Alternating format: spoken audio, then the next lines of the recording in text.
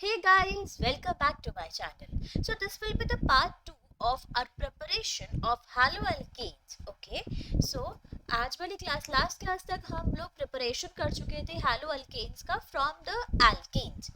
Now we will be moving to the part number 2 of this topic, and that will be we will be preparing it. First was from the alkane and the second one was from alkene. Now the preparation of haloalkane from alkene. अगर हम alkene को देखते हैं या alkyne को देखते हैं यानी अनसैचुरेटेड हाइड्रोकार्बन्स को देखते हैं तो they have the pi bond जैसे हमें ब्रेक करना होता है, राइट। तो अब हम क्या करते हैं यहाँ पर, अगर हमें हैलोअल्कीन प्रिपेयर करना है तो हमें इस पाई बॉन्ड को हटाना है और दो एटम्स यहाँ ऐड करते हैं, तो यानी that will be a addition reaction. तो हमें याद रखना है कि जब भी एल्कीन रिएक्शन करते हैं that reaction is known as addition reaction. Okay, addition होता है दो चीजों का, ईदर हम X2 यानी हैलोअल्कीन का डायरेक्टली एडिशन कर सकते हैं या फिर HX की फॉर्म में भी हम ऐड कर सकते हैं। अब आप कहोगे ये कैसे ऐड होगा, तो हम एक एक करके समझते हैं कि हम कैसे कैसे दोनों को ऐड करते हैं। So first of all let's understand X2 के अंदर एक बहुत ही फेमस केस आता है हमारे पास, दैट इज अबाउट ब्रोमीन। तो we will be discussing about it. So let's take an alkene. सबसे छोटा एल्कीन होता है हमारे पास इथीन, तो हमने इथीन लिया, इसके अंदर हमने डाला ब्रोमीन Br2।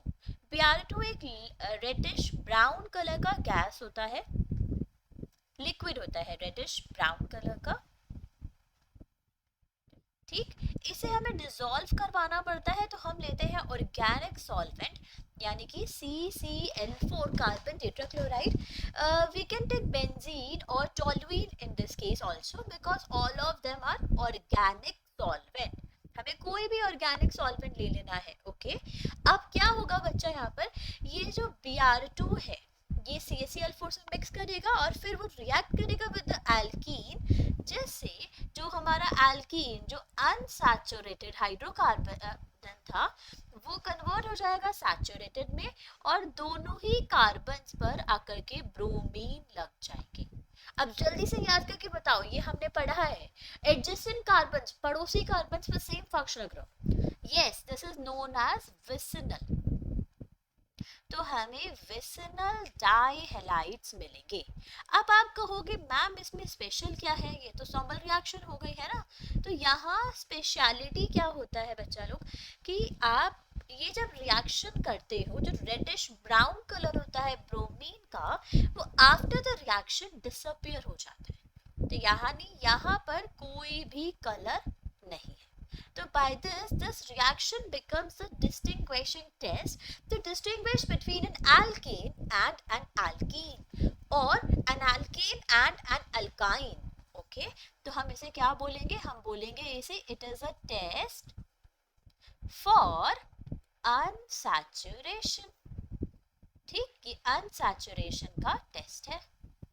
और अनदर नेम वुड बी, इसका अनदर नेम है ब्रोमीन वाटर टेस्ट। इसे नाम को याद रखिएगा, जब भी हम डिस्टिंग्विशिंग टेस्ट परफॉर्म करते हैं हमसे नाम पूछे जाते हैं, ठीक जी। तो हमारा X2 के साथ हैलोअल्केन का प्रिपरेशन हो जाता है कंप्लीट। अब आते हैं हम सेकंड प्रिपरेशन पर, दैट इज फ्रॉम HX।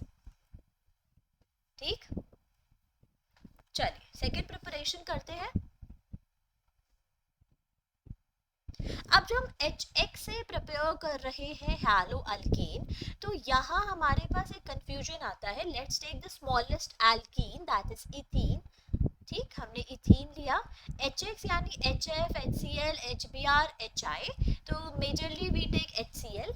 तो हमारे पास यहाँ पे होगा क्या, ये डबल बॉन्ड टूटेगा, यहाँ सिंगल बॉन्ड आ जाएगा और दो ये जो कार्बन है इन पे एक पे H और एक पे Cl। कोई लड़ाई झगड़ा नहीं, किसी के पास भी H जाए किसी के पास भी Cl जाए, कोई इशू नहीं। अब इशू कब आएगा, क्यों आएगा, तो इशू आएगा जब हमारे पास मोर देन 2 कार्बन होंगे, यानी कि in the case of propene. अब यहाँ क्या इशू आएगा, यहाँ इशू ये है कि ये दोनों झगड़ा करेंगे। एक कहेगा मुझे क्लोरीन चाहिए, दूसरा कहेगा मुझे क्लोरीन चाहिए, तो we will have the two products. क्या क्या नाम होगा इनका? CH3 CH2। ठीक है, ये तो हमारा कंपाउंड है। एक बार मैंने इसे H दिया और एक बार इसे Cl दिया। ठीक, दूसरी बार में मैंने उल्टा कर दिया। अब की बार बीच वाले कार्बन के पास जो है हम क्या देंगे, हम इस बार इसे Cl देंगे और इसे H। अब क्वेश्चन अराइज होता है कि क्या प्रोडक्ट बनेगा और कैसे बनेगा और क्यों बनेगा, कैसे मैं डिसाइड करूंगी कहाँ पर कौन सा बनना है, कहाँ पर कौन सा बनना है, लॉट्स ऑफ क्वेश्चंस, राइट। तो इसका आंसर अगर आप लोगों को याद हो, क्लास 11th में हमने पढ़ा था, दैट इज मार्कोव-निकोव एडिशन। तो हम यहाँ पर यही फॉलो करेंगे। So we will be following Markovnikov addition and anti-Markov-Nikov addition। You know, आप कहोगे मैम ये तो 11th में था, तो यहाँ क्यों आ रहा है और why it is important over here? तो ये बात ध्यान रखिएगा, ये 11th में भी important है और 12th में भी important है।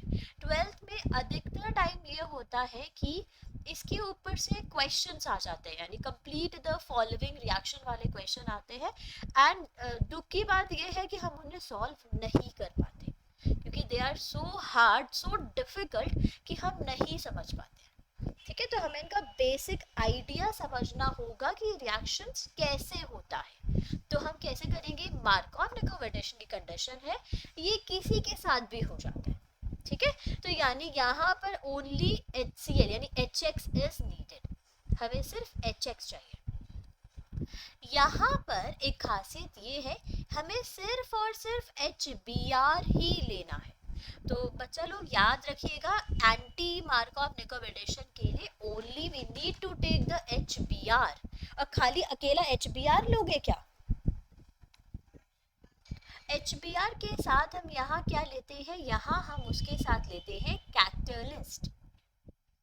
ठीक, यहाँ एक कैटलिस्ट की नीड भी पड़ती है और वो कैटलिस्ट होता है परऑक्साइड। याद रखिएगा कैटलिस्ट क्या है यहाँ पर, परऑक्साइड। जैसे कि बेंजोइल परऑक्साइड, जैसे कि hydrogen peroxide. So we can take any of the peroxide. Now the second condition and the most important one is, हम जो समझेंगे बच्चा लोग इसे समझेंगे by the help of the negative ion. अगर ये आपका HX है तो इसमें X being the more electronegative one will acquire the delta negative charge and H being the positive one or the more electropositive as compared to the halogen will acquire delta positive charge। तो हमारे पास जो negative ion है ये है X यानी halogen. तो हम जो मार्कोव-निकोव एडिशन समझेंगे with respect to the negative ion समझेंगे। Got it? तो हम लिखते हैं कि इन द मार्कोव-निकोव एडिशन जो नेगेटिव आयन है वो कहाँ जाता है, goes to the carbon, goes to the carbon having less number of hydrogens। I know आपने already पढ़ा हुआ है वो rich become poor, poor become rich, but I don't really follow that concept because थोड़ा सा confusion हो जाता है, सारे बच्चे नहीं समझ पाते हैं उस बात को। तो हम सीधा सीधा रखते हैं नेगेटिव आयन जाएगा, क्योंकि नेगेटिव आयन से हमें मतलब है, हमें हाइड्रोजन से मतलब ही नहीं है। तो हम कहेंगे negative ion goes to the carbon having less number of hydrogens, having less number of hydrogens। वहीं in anti-Markov-Nikov addition we say that negative ion goes to the carbon, negative ion goes to the carbon having more number of hydrogens। चलिए जी, अब मुझे बताइए कि क्या अब आप इसे सॉल्व कर सकते हैं जो ये पहले प्रॉब्लम हमें लग रही थी। Yes, now we can solve it, let's try to solve. Okay, तो हम कैसे सॉल्व करेंगे देखेंगे। पहले वाले कंपाउंड में जो हमारा नेगेटिव आयन है यानी Cl है वो किस कार्बन पर गया है, जिस हम नंबर ऑफ हाइड्रोजन काउंट करते हैं, पहले सिंपल करते हैं। ठीक है, ओके, तो यहाँ है 1 हाइड्रोजन, यहाँ है 2 हाइड्रोजन। तो अगर हम मार्कोव को फॉलो करेंगे तो उस अकॉर्डिंग नेगेटिव आयन को कहाँ जाना चाहिए था, जहाँ कम नंबर ऑफ हाइड्रोजन है, यानी बीच वाले कार्बन पर। तो यानी this will be our major product. ठीक है, ये क्या है, ये हमारा मेजर प्रोडक्ट नहीं होगा in the case of HCl। वहीं अगर यहाँ HBr और पेरोक्साइड लिखा होता तो हम कहते ये हमारा मेजर प्रोडक्ट था। ओके जी, आई होप आपको ये समझ में आ गया। चलिए अब हम चलते हैं नेक्स्ट टाइप ऑफ प्रिपरेशन पर। थर्ड टाइप ऑफ प्रिपरेशन होता है हमारा from the alcohols. From the alcohols.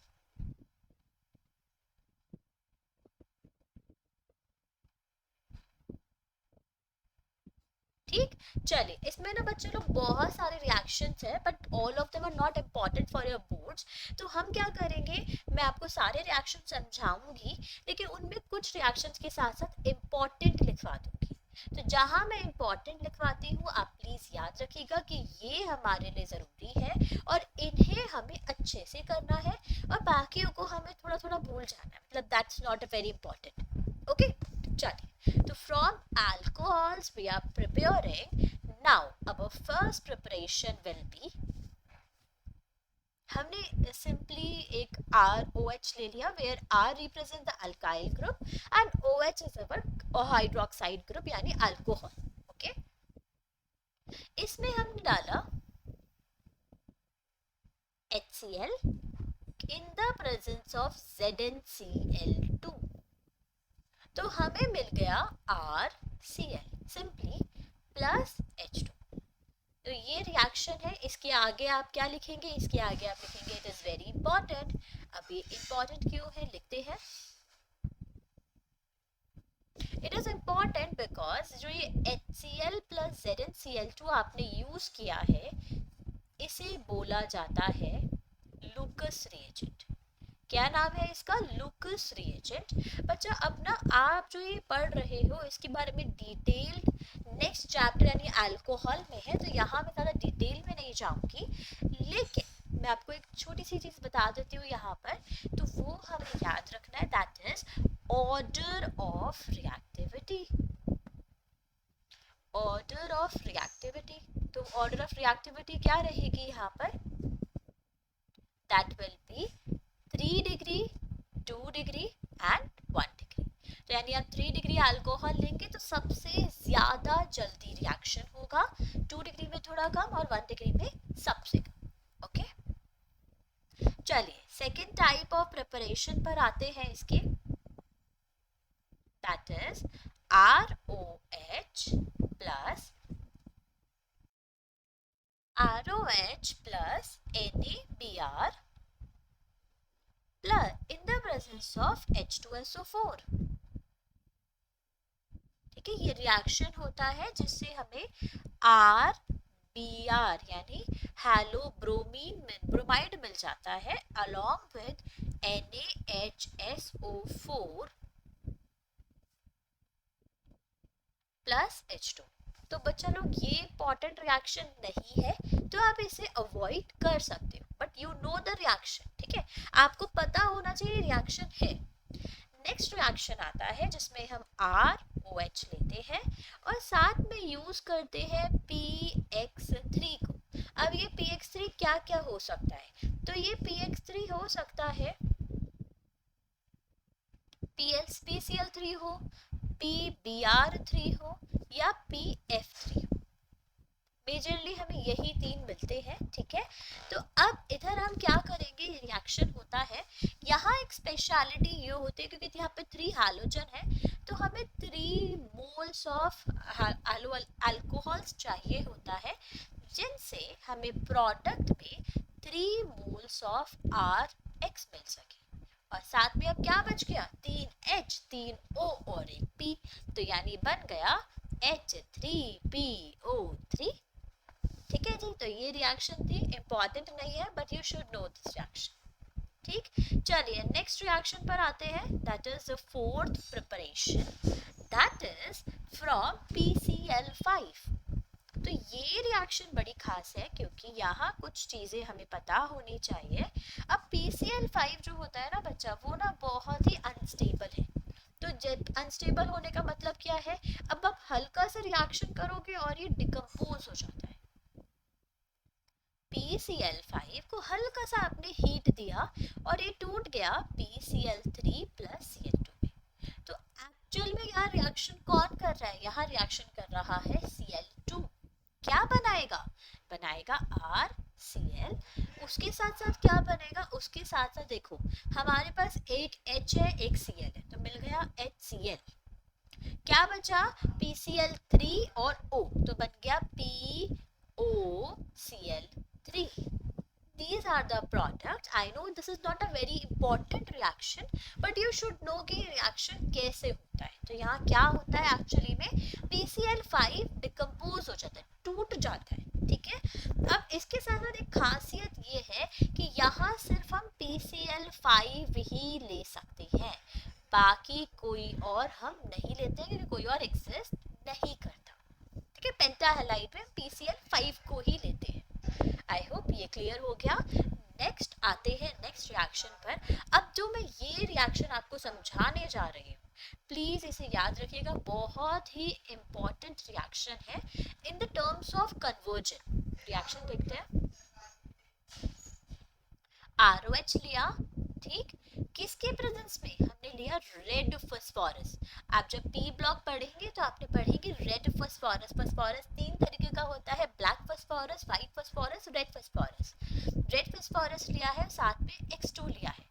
X2 यहाँ क्या हो सकता है, यहाँ X2 हो सकता है Br2 या I2, यही दो होंगे, और हमें डायरेक्टली सिर्फ RX यहाँ मिल जाता है।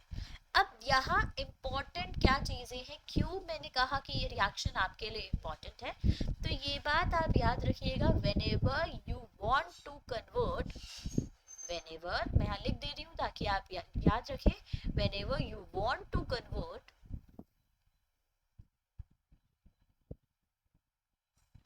alcohol into haloalkane, whenever you want to convert alcohol into a haloalkane and then haloalkane into some other product, मतलब अगर हमें पता हो कि बीच में हैलोअल्केन बनना है, उसके आगे फिर हमें फर्दर कुछ और बनाना है हैलोअल्केन से, है ना, तो उस केस में आई विल सजेस्ट कि आप ये प्रिपरेशन फॉलो करें। और उसका रीजन क्या है बच्चा, क्योंकि एक तो आयोडीन और bromine are the good leaving group, ये दोनों बहुत अच्छे लीविंग ग्रुप है, यानी बहुत जल्दी हट जाते हैं। दूसरा रीजन ये है क्योंकि यहाँ कोई बाय प्रोडक्ट आपके पास नहीं है, ठीक है। तो जल्दी से रीजंस लिख लेते हैं। रीजन नंबर 1 है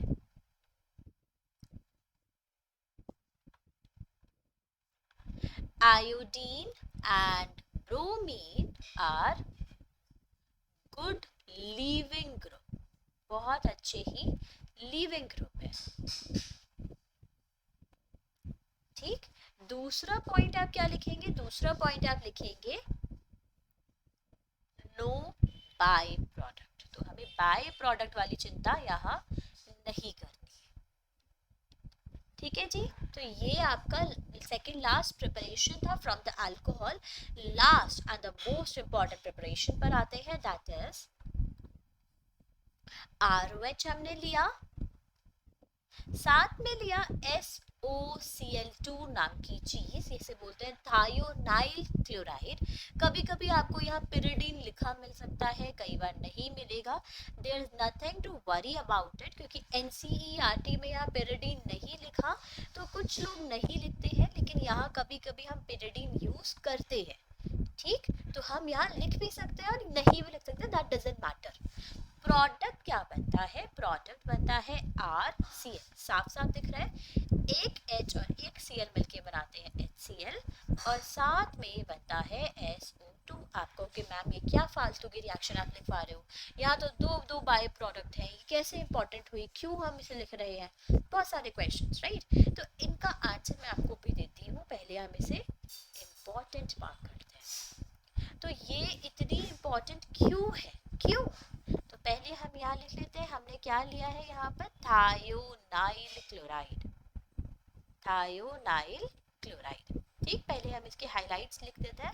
तो बच्चों लोग अब यहाँ होता क्या है, ये जो रिएक्शन है ये है हाईली एक्सोथर्मिक रिएक्शन। एक्सोथर्मिक यानी कि क्या हुआ है, high amount of heat is evolve, बहुत हीट निकली है। अब इतनी ज्यादा अमाउंट ऑफ हीट निकलती है कि जो HCl और SO2 बनते हैं ये गैसियस फॉर्म में बनते हैं। तो यानी कि ये जैसे ही बनते हैं ये बाहर इवॉल्व आउट हो जाते हैं, ये इवेपोरेट हो जाते हैं। और जैसे ही अगर ये दोनों गए तो हमें मिलेगा 100% प्योर प्रोडक्ट। ठीक है, तो that's why this reaction is important. Now let's write something, some written notes about it. Okay, तो हमें क्या याद रखना है, क्वेश्चन लिखते हैं पहले, ठीक है, हम अच्छे से क्वेश्चन फ्रेम आउट करते हैं और फिर क्वेश्चन का आंसर करेंगे।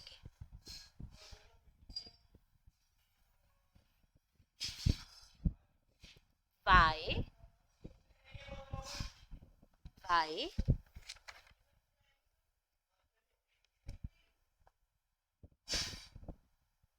thionyl chloride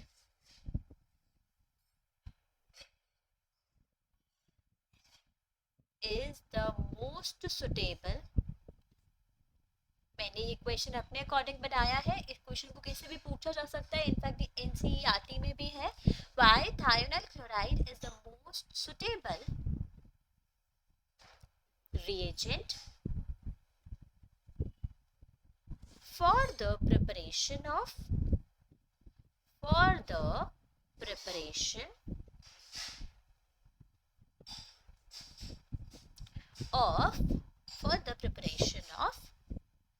क्या, हैलो alkanes, किससे, फ्रॉम अल्कोहल्स। चलिए आंसर लिखते हैं जी, ठीक है, तो आंसर लिखने चलते हैं हम। इसका आंसर बहुत ही इम्पोर्टेंट और बहुत ही स्पेशल होता है। तो इसका आंसर क्या है, the preparation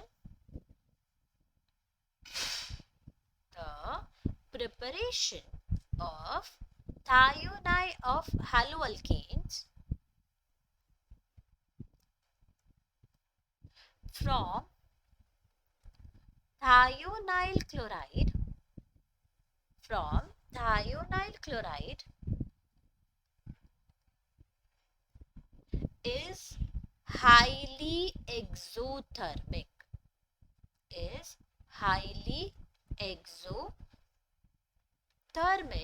in nature. Hence, all the byproducts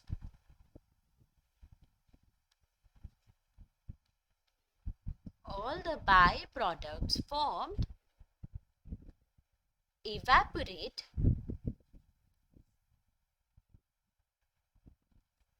as gas, ठीक है, वो बाहर चले जाते हैं as gas, और इस वजह से we get 100% pure product, 100% pure product.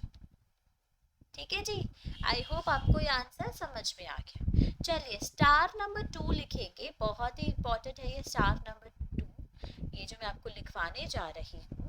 क्या ये इंपॉर्टेंट है इसके अंदर, तो ये समझिएगा कि कभी भी अगर मेरे पास फिनॉल हो,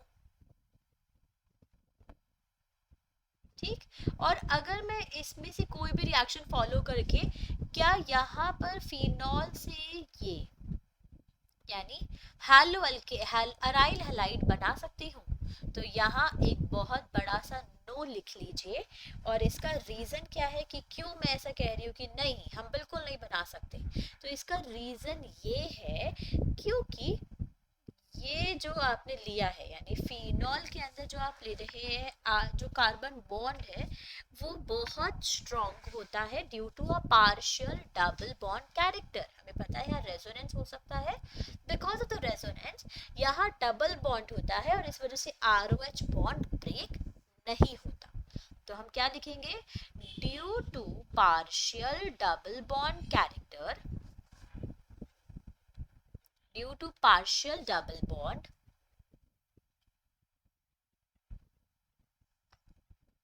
character of ROH। ठीक है, और इसका रीजन क्या है, रेजोनेंस। आई होप आपको ये वाला प्रिपरेशन समझ में आ गया। अब हम आ जाते हैं हमारे लास्ट प्रिपरेशन पर। तो लास्ट प्रिपरेशन जो है वो है हैलोजन एक्सचेंज। नाम से समझ में आ रहा होगा ये हम कब फॉलो कर रहे होंगे, ये हम तब फॉलो करेंगे जब हमारा सीधे काम नहीं चल रहा होगा, यानी जब हम सीधे सीधे बनाने की कोशिश कर रहे हैं प्रोडक्ट तो वो नहीं बन पा रहा होगा। और ऐसा कब हुआ है, ऐसा हुआ है फ्लोरीन और आयोडीन के केस में। तो ठीक है, तो हम हैलोजन एक्सचेंज फॉलो करते हैं फॉर दीज टू। तो हमारे पास दो रिएक्शंस है इसमें, that is Finkelstein reaction, Finkelstein reaction. ठीक, पढ़ते हैं बच्चा, इसमें क्या लिखते हैं, फिंकलस्टीन में हम ऑलरेडी प्रिपेयर्ड हैलोअल्केन लेते हैं, जैसे कि हमने लिखा RX, ठीक है, कुछ भी हो सकता है ये। इसमें हम डालते हैं RX में हमने डाला NaI, sodium iodide, in the presence of dry acetone. अब अगेन ये जो है NCERT में नहीं गिवन है, बट कहीं कहीं पर ये गिवन है, तो डोंट गेट कंफ्यूज्ड, अगर होगा तो भी सही, नहीं होगा तो भी सही। ठीक, और हमें क्या मिल जाएगा, हमें मिलेगा RI यानी अल्काइल आयोडाइड और प्लस NaX यानी हैलोजन एक्सचेंज हो गया। ठीक, दूसरा रिएक्शन जो मैंने आपको बोला वो बोला श्वार्ट्ज रिएक्शन। श्वार्ट्ज रिएक्शन दो नेम रिएक्शन है बच्चों, ये ध्यान रखिएगा। ठीक, श्वार्ट्ज रिएक्शन में अगेन हम क्या करेंगे, हम RX लेंगे और इसके अंदर हम डालते हैं AgF। AgF डालोगे, फ्लोरीन रिप्लेस हो जाएगा, we will be getting the alkyl fluoride, और AgX जो कि एक प्रेसिपिटेट है तो अलग हो जाएगा। यहाँ हम AgX की जगह काफ़ी और कंपाउंड्स भी ले सकते हैं, जैसे कि Hg2F2, COF2, SbF3। ठीक है, तो this is the last preparation of hello alkane. बच्चों आज वाले इस क्लास के अंदर हमने हैलो अल्केन के चारों प्रिपरेशन कंप्लीट कर लिए। आई होप आपको ये समझ में आ गए होंगे। In the next video we will be starting about the preparation of haloarene. Don't get confused, हमने हैलो अल्केन का प्रिपरेशन करा है। ठीक है, तो यानी ये जो चार मेथड आपने पढ़े हैं ये आप हैलो अरीन पर फॉलो नहीं करेंगे। I hope my point is clear to you. If you like this video, then please subscribe to my channel. Also like this video. Thank you.